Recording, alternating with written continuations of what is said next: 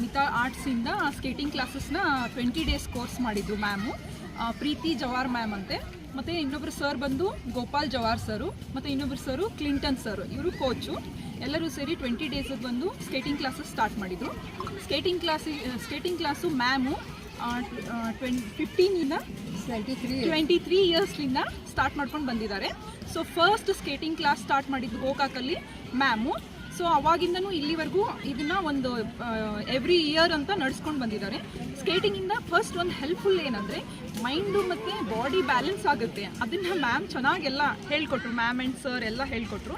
So ಈ ಕ್ಯಾಂಪಿಂದ ಭಾಳ ಜನ ಮಕ್ಕಳಿಗೆ ಹೆಲ್ಪ್ಫುಲ್ ಆಯಿತು. ಏನಾಯಿತು ಅಂದರೆ ಹಾಲಿಡೇಸ್ ಟೈಮಲ್ಲೆಲ್ಲ ಏನು ಮಾಡಿಬಿಡ್ತಿದ್ರು ಮಕ್ಕಳೆಲ್ಲ ಬರೀ ಟಿ.ವಿ ಮೊಬೈಲು ಅದರಲ್ಲೇ ಹೋಗ್ಬಿಡ್ತಿದ್ರು. ಸೊ ಇದರಿಂದ ಹೊರಗೆ ಬರೋದಕ್ಕೋಸ್ಕರ ಇದೊಂದು ಸ್ಕೇಟಿಂಗ್ ಕ್ಲಾಸು ತುಂಬ ಮ್ಯಾಮ್ ಪ್ರೀತಿ ಜವಾರ್ ಮ್ಯಾಮು ಇದನ್ನು ಸ್ಟಾರ್ಟ್ ಮಾಡಿ ತುಂಬ ಮಕ್ಕಳಿಗೆ ಹೆಲ್ಪ್ಫುಲ್ ಆಗಿದೆ ಅಂತ ಹೇಳೋಕ್ಕೆ ಇಷ್ಟಪಡ್ತೀನಿ ಸರ್. Thank you.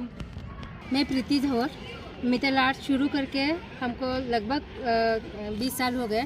2003 से हमने शुरू किया था. शुरुआत तो हमने सिर्फ आर्ट क्राफ्ट ड्राइंग्स एक क्लास स्टार्ट किए थे. 2006 से लेके हम स्केटिंग क्लास शुरू किए हैं. हमें मेन सपोर्ट रहा है बेलगाम से सूर्यकांत सर हेंडलगेकर, जो रोटरी क्लब के यहाँ पे हेड कोच है. हर साल उनकी तरफ से कोई कोच आते हैं.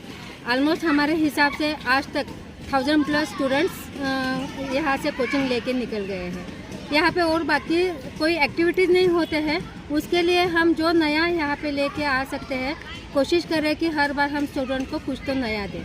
और हर बार हमको पेरेंट्स से भी उतना ही सपोर्ट मिलता है. उसके लिए thank you so much. Thank you.